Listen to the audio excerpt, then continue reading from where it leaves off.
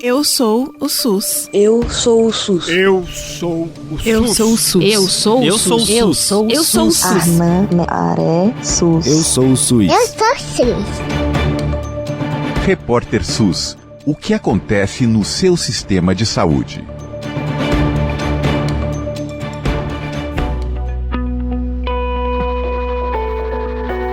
Nesta semana, o podcast Repórter SUS vai falar da Mpox, doença que é causada pelo vírus de mesmo nome, tem como principal sintoma lesões na pele, que se concentram no rosto, na palma das mãos e na planta dos pés.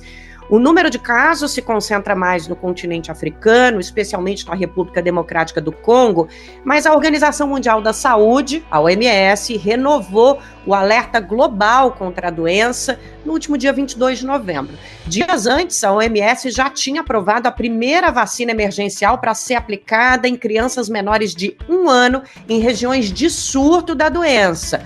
Mas a Mpox também está presente em outras partes do mundo e no começo de novembro o Reino Unido, por exemplo, identificou 3 casos de transmissão local. No Brasil, de acordo com um boletim divulgado em 12 de novembro pelo Ministério da Saúde, nós temos 1.638 casos em 2024, nenhum óbito. Esse número é o dobro do que foi registrado em 2023, mas está muito longe dos mais de 10 mil casos registrados em 22, quando a gente teve 14 mortes em território nacional. Bom, vamos tirar dúvidas sobre a doença, o tamanho da preocupação que a gente tem que ter com a Mpox. O Repórter SUS convidou a pesquisadora da Fiocruz e diretora do Instituto Nacional de Infectologia, Evandro Chagas, Valdileia Veloso. Muito obrigada pela presença aqui no podcast, professora. Prazer estar aqui com vocês. Professor, o prazer é todo nosso. Obrigada por estar aqui conosco. E eu queria, antes da gente começar a falar sobre vacina, sobre o que a doença traz de sintomas, conversar um pouquinho sobre qual é o atual status dela no mundo e principalmente no Brasil. Como é que a gente está de Mpox hoje? É uma situação preocupante, professora? Olha, nós voltamos, a ter um aumento de casos. Não é alarmante, mas nós temos visto que essa doença, tem um comportamento em que vão surgindo os casos, eles de repente desaparecem, aparecem em outro lugar. Então, nós estamos tendo casos em diferentes partes do país. Não é uma situação alarmante, mas é uma preocupação. Nós não tivemos ainda nenhum caso da variante que está se expandindo, rapidamente no continente africano, mas as pessoas... a gente já tem casos em alguns países, na Europa, apareceu recentemente nos Estados Unidos, e as pessoas viajam muito, Então, é possível que essa variante apareça aqui também. Então, é muito importante a vigilância, e o Brasil está fazendo também a vigilância genômica, o que vai contribuir para uma detecção precoce do surgimento dessa variante que está se espalhando no continente africano. E depois do coronavírus, a gente consegue entender, boa parte da população melhor como funciona essa história de propagação. Então, quando a senhora fala que há casos na Europa e nos Estados Unidos, depois dessa experiência com a pandemia da Covid-19, a gente começa realmente a calcular que essa cepa, essa variante vai sim chegar ao território nacional.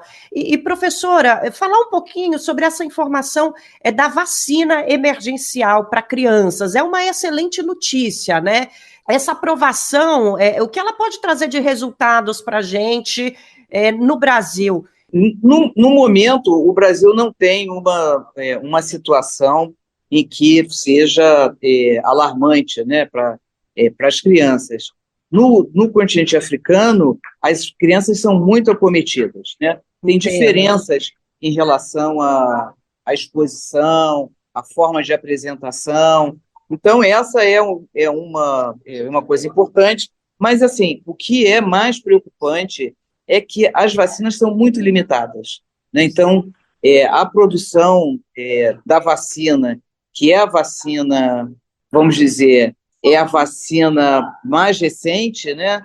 Que ela é uma vacina que não tem um vírus replicante e que ela é mais segura, é limitada e termina que os países desenvolvidos compram todas as vacinas e deixam poucas para os países do sul global. Então, agora mesmo, com essa situação tão grave na África, não tem vacina suficiente para a população. Então, os Estados Unidos doam um pouco, a França, a Alemanha, mas a quantidade é ínfima em relação à necessidade. Então, mais uma vez, a gente vê essa situação de um insumo, né, muito importante, uma vacina muito importante e que não está disponível para a população que mais precisa dela. Nós vimos isso na Covid, onde os países desenvolvidos tinham estoques guardados de vacinas de 2, 3 vezes a necessidade das suas populações e países, né, do sul global ficaram sem vacina, com vacinas, acesso muito limitado, e aí a gente traz de novo, de volta, a questão da importância do desenvolvimento tecnológico e de como é importante isso para a soberania de um país, para a segurança da sua população, e precisamos ampliar o desenvolvimento tecnológico para que as vacinas sejam produzidas também por países do sul global, como o Brasil, a África, países da África, porque na hora que a situação aperta, a gente vê que a vacina não está na mão de quem está sendo mais acometido. Então, isso se repete, e por isso que agora, né, no G20, o Brasil insistiu muito para que se fizesse se aceitasse isso e se trabalhasse conjuntamente para expandir o desenvolvimento tecnológico e a produção de medicamentos, de vacinas, incluindo países do sul global. Aqui no Brasil, a gente tem aplicação dessa vacina para públicos específicos, né, professora Valdileia? A senhora estava comentando que a gente não tem esse problema tão grande em relação à Mpox no momento, mas da importância da gente ter um parque tecnológico no sul global como um todo que possa produzir vacinas e remédios. O Brasil tem estrutura para incrementar esse parque tecnológico, apesar do desmonte que nós vivemos, e a gente está vendo ser repetido no caso da Mpox a lógica da desigualdade na distribuição de vacinas globalmente, né? Norte global e o sul global, os países mais pobres sempre perdendo. Aqui no Brasil a gente tem a vacinação, por exemplo, da Mpox com a vacina da varíola para portadores de HIV e profissionais da área da saúde, técnicos de laboratórios. Podia falar um pouquinho mais sobre esse esquema no Brasil hoje? É muito, muito limitada o que se fez no Brasil até o momento, em grande parte por conta dessa limitação, não se consegue comprar. No primeiro, né, quando a gente teve o número maior de casos, lá em 2022, o Brasil conseguiu comprar com muita dificuldade 49 mil doses da vacina, e cada pessoa recebe 2 doses, e então nós vacinamos um número muito, muito pequeno de pessoas. E agora também, pela informação que eu tenho, está com muita dificuldade de comprar, acho que o Brasil não conseguiu uma liberação mais do que 25 mil doses, que é muito pouco.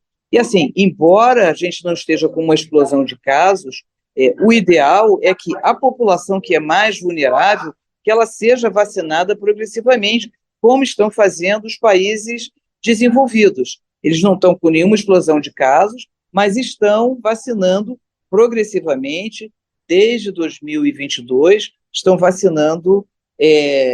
Não existe uma indicação aqui no Brasil de vacinação, aliás, em lugar nenhum, de vacinação em massa, né? Mas existe a indicação da gente expandir a vacinação das populações mais vulneráveis, e que a gente efetivamente não conseguiu ainda liberação de vacinas para serem compradas suficiente para atender a essa necessidade. E isso está aí, novamente, uma iniquidade no acesso aos insumos, né? E destacando, mais uma vez, para a nossa população, o quanto o desenvolvimento tecnológico é importante, o investimento em pesquisa, o investimento na estrutura para produzir.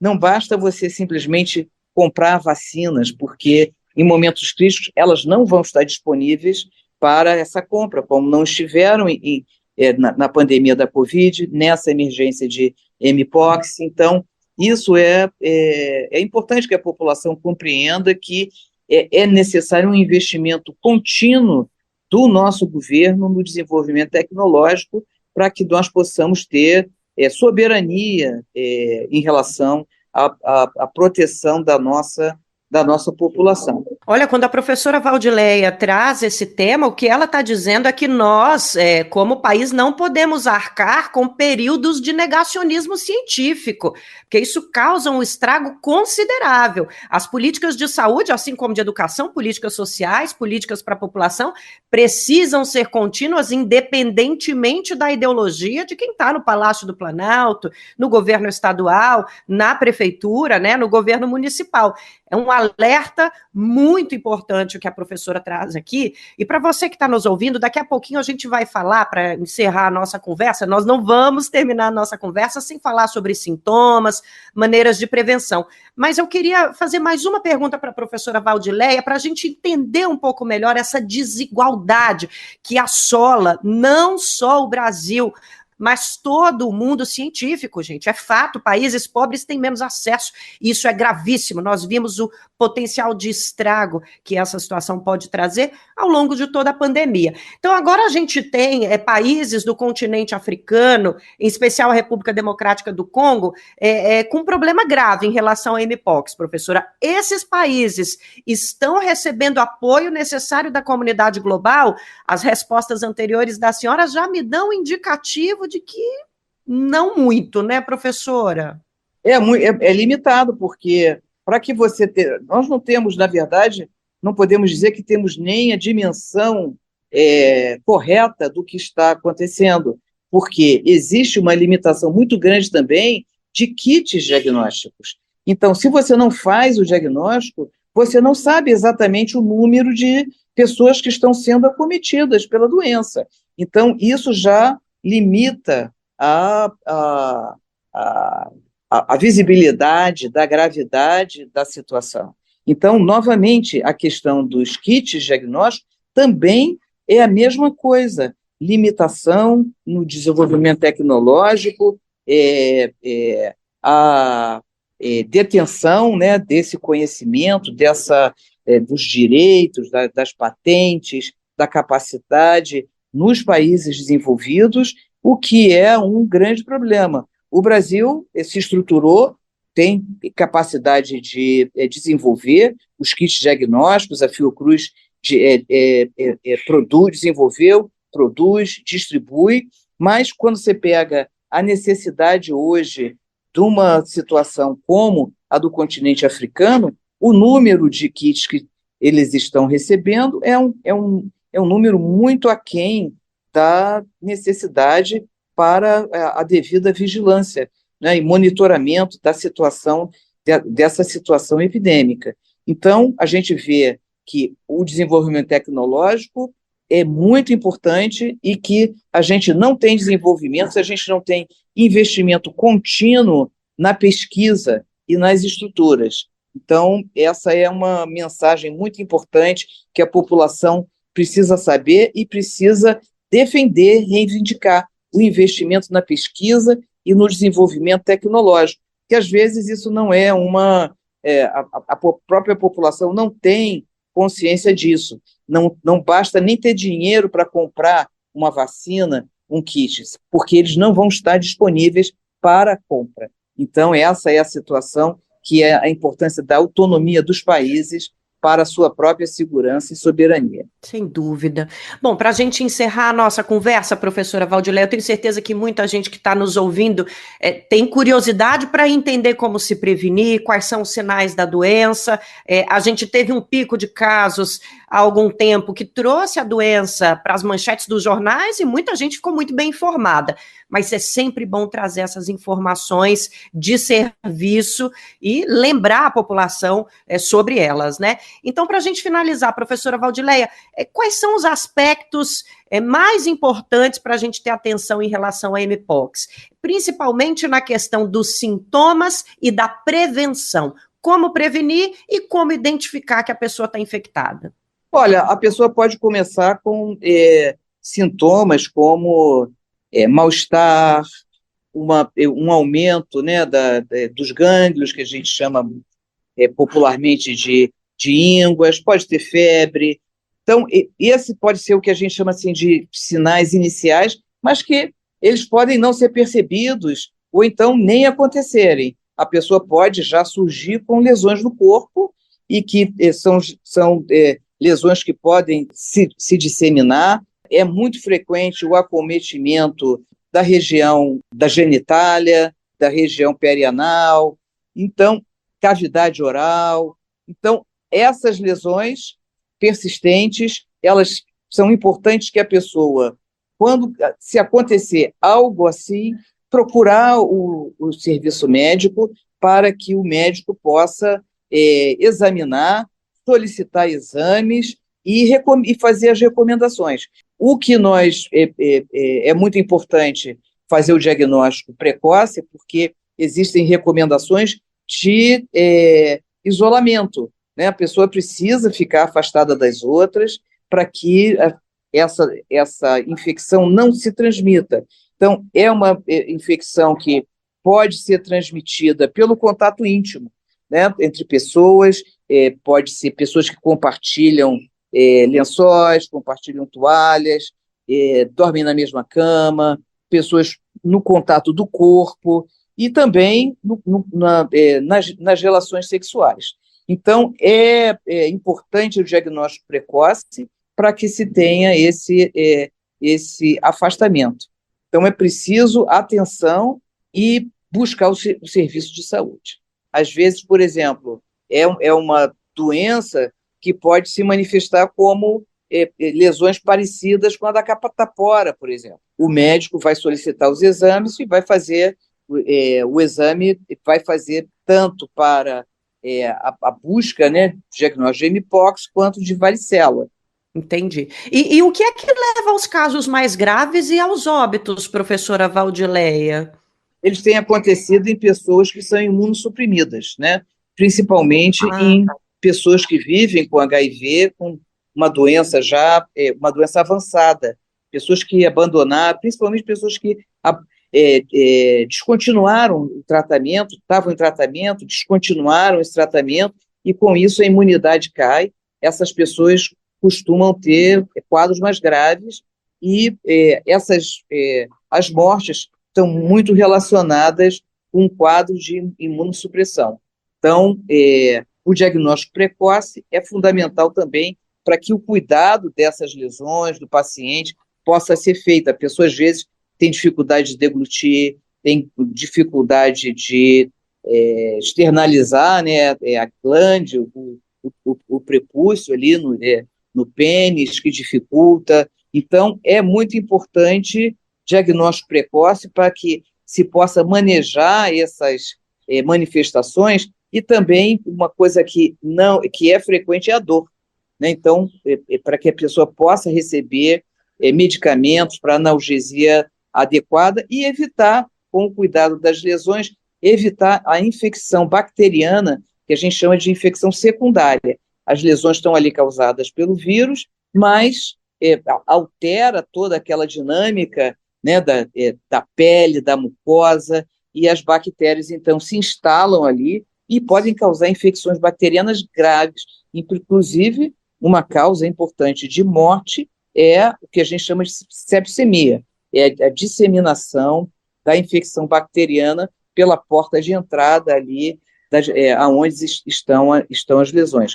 Então, o paciente, nesse caso, quando tem infecção secundária, precisa também receber tratamento com antibióticos. O tratamento específico, ele também ainda não está disponível, ele está ainda em estudo, e o tratamento que nós estamos fazendo, né, inclusive na Fiocruz, em parceria com outros centros no Brasil, estudo para avaliar um medicamento para tratamento, um antiviral, o Tecovirimat, mas ainda não é também um medicamento registrado. Então, tem essa questão de que a gente maneja o cuidado desse paciente com cuidado das lesões, com medicamento para dor e principalmente a questão da infecção, o risco da infecção secundária. Informações importantíssimas, viu? A gente conversou com a pesquisadora da Fiocruz e diretora do Instituto Nacional de Infectologia, Evandro Chagas, Valdileia Veloso. Professora Valdileia, muito obrigada por trazer essas informações aqui para o podcast Repórter SUS. Obrigada. É isso, o Repórter SUS desta semana fica por aqui. A parceria entre o Brasil de Fato e a Escola Politécnica de Saúde Joaquim Venâncio, da Fundação Oswaldo Cruz, a nossa Fiocruz, toda semana traz as principais informações e debates do nosso Sistema Único de Saúde. Quer saber mais sobre a gente? brasildefato.com.br e epsjv.fiocruz.br. Apresentação Nara Lacerda. Na Fiocruz, a produção é de Juliana Passos e no Brasil de Fato, de Letícia Holanda. Para todo mundo, até semana que vem com mais saúde aqui no nosso podcast.